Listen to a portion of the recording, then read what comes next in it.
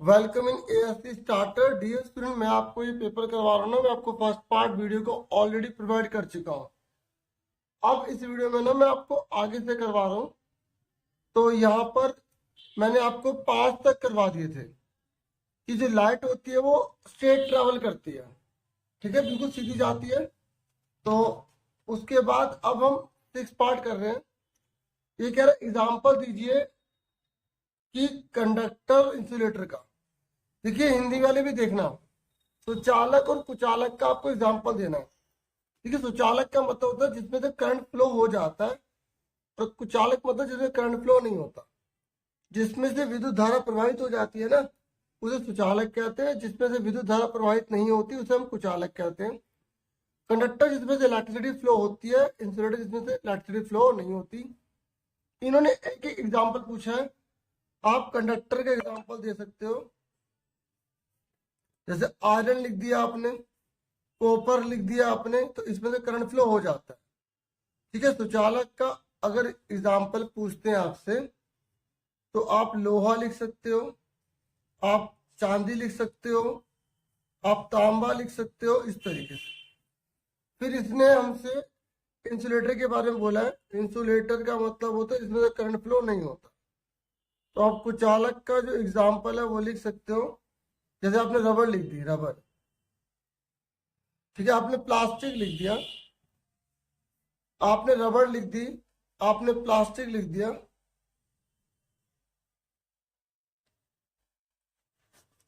तो इसको इंसुलेटर कहा जाता है। एक एक पूछा था मैंने, ज्यादा बता दिया ताकि कोई और भी आ जाए तो आप बता दो। फिर ये कह रहा है डायरेक्शन बताओ करंट की। इलेक्ट्रिक सर्किट हमें दे रखा है, हमें विद्युत धारा की दिशा पता लगानी है। जो करंट होता है ना, वो जहां नेगेटिव होता है उसके उल्टा जाता है, यानी कि जिधर प्लस है ना, प्लस से नेगेटिव की तरफ जाए। इसको थोड़ा बड़ा करके आपको दिखा देता हूँ, आप इस पिक्चर को आराम से देखिए।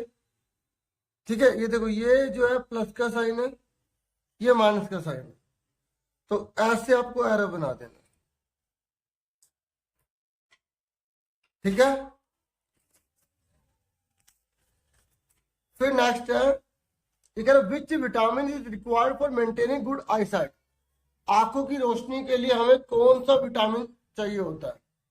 देखिए, अगर हमें अपनी आंखों की रोशनी को अच्छा करना है ना, तो हमें विटामिन ए चाहिए होता है। मैं आपको एक बात बता दूं, आपके एग्जाम में जो 12 क्वेश्चन आएंगे ना, उसमें एमसीक्यू नहीं होंगे।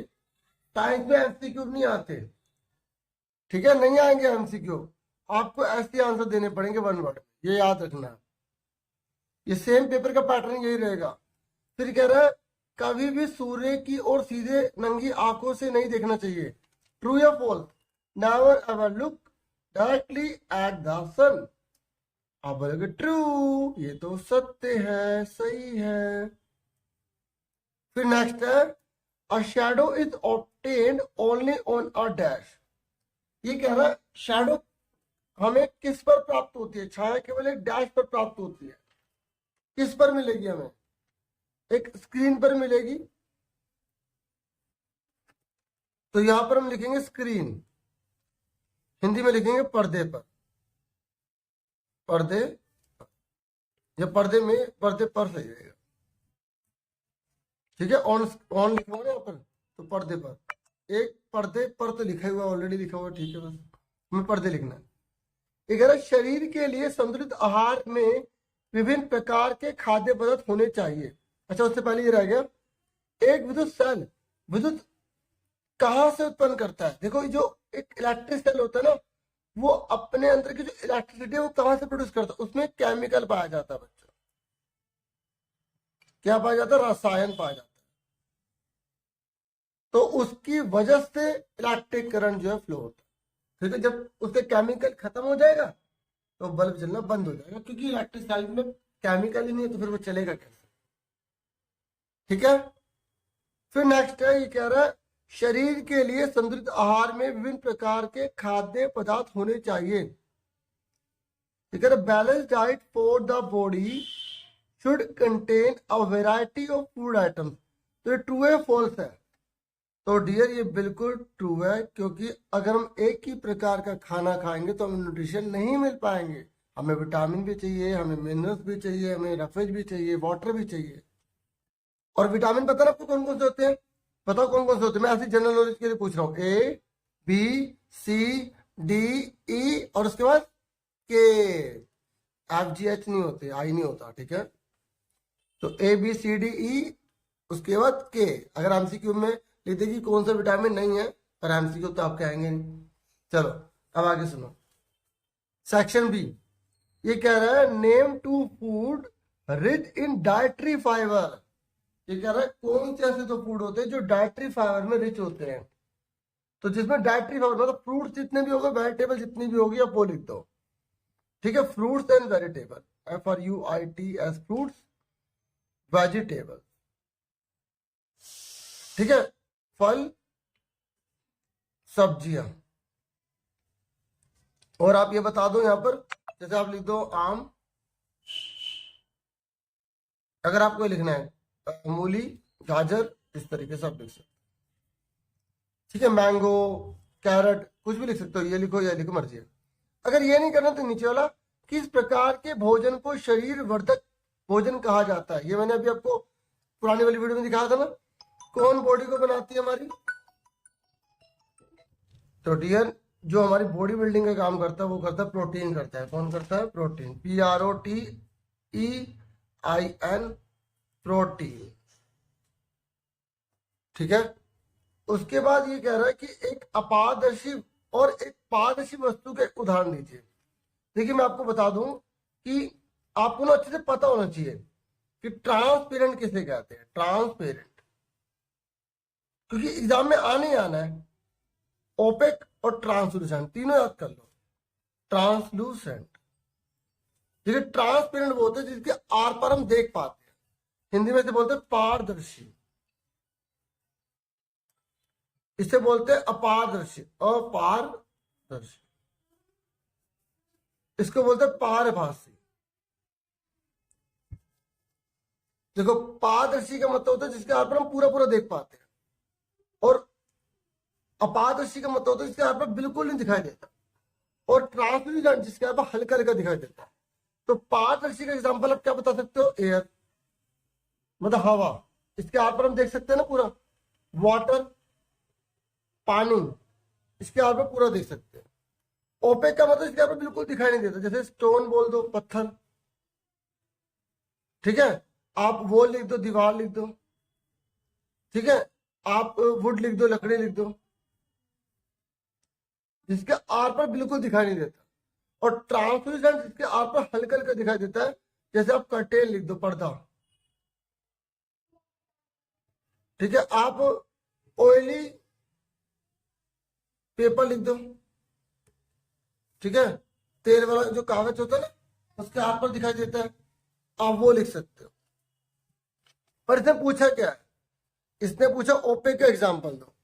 तो ओपेक का एग्जांपल क्या बता दोगे आप वुड लिख दो, आप स्टोन लिख दो। दूसरा आप स्टोन लिख सकते हो, वुड मतलब लकड़ी, और स्टोन मतलब पत्थर लिख सकते हो, ठीक है? और ट्रांसपेरेंट में आप क्या लिख सकते हो? एयर और वाटर लिख सकते हो। एयर मतलब हवा, और वाटर मतलब पानी, ठीक है? ट्रांसपेरेंट मतलब होता है पारदर्शी जिसके आर पर दिखाई देता है, और अपारदर्शी का मतलब होता है जिसके आर पर बिल्कुल दिखाई नहीं देता, ठीक है? समझ में आ गई? उसके बाद नेक्स्ट क्वेश्चन है हमारा, ये कह रहा है बैलेंस डाइट किसे कहते हैं? आप बोलोगे a diet which contains all necessary nutrients is called balance diet, ठीक है? मैंने आपको जो पहले वाली वीडियो में दिखाया था वो वाली भी लिख सकते हो, ठीक है? और हिंदी में संतुलित आहार एक ऐसा आहार जिसमें सभी आवश्यक पोषक तत्व पाए जाते हैं, उसे संतुलित आहार कहते हैं। जैसे प्रोटीन हो गया, कार्बोहाइड्रेट, वसा, विटामिन, वाटर, जल वगैरह। फिर उसके बाद अगर ये नहीं करते तो आप ये कर सकते हो, क्या होता है जब आयोडीन विलयन की 2 या 3 बूंदें स्टार्च युक्त पदार्थ पर गिरती हैं? तो आप बोलोगे अब black blue colour indicate that it's contain starch, ठीक है? तो अगर ब्लू ब्लैक कलर होगा ना, तो इसका मतलब है कि उसके अंदर जो है स्टार्च है, यानी कि कार्बोहाइड्रेट है, ठीक है? बैलेंस डाइट की जो आपने याद की होगी वही आप याद करें। ठीक है। तो हिंदी में क्या होता है, जब आयोडीन विलयन की 2 या 3 बूंदे स्टार्च युक्त पदार्थ पर गिरती है तो आप बोलोगे तो वह नीला काला हो जाता है, जो ये बताता है कि उस चीज के अंदर नीला या काला हो जाता है। ठीक है, नीला काला लिखते हैं एसिड डाल के, नीला काला हो जाता है, इसका मतलब यह है कि उसके अंदर कार्बोहाइड्रेट है या स्टार्च है। ठीक है, तो अभी फिलहाल वीडियो में इतना ही, आपसे फिर आगे के वीडियो कंटिन्यू करूंगा बाद में। ठीक है, छोटी छोटी वीडियो सबको प्रोवाइड कर रहा हूँ। ठीक है, बाकी आप पेपर देखना चाहे आप देख सकते हैं ये कैसा था। ठीक है, और आपको पूरा समझाऊंगा धीरे धीरे करके, और खूब मेहनत करके पढ़ाई करो। अगर लाइफ में सक्सेस पानी है तो मेहनत तो करनी पड़ती है। ठीक है, और लाइफ में सक्सेस वही पा सकता है जो मेहनत करता है, नहीं तो बाकी तो सब ऐसे ही रह जाते हैं। ठीक है, टाइम पास करते रह जाते हैं, अपनी जिंदगी खराब कर लेते हैं। ठीक है, तो अभी फिलहाल वीडियो में इतना ही, अपना खूब मन लगा के पढ़ाई करो। Thank you for watching and listening carefully.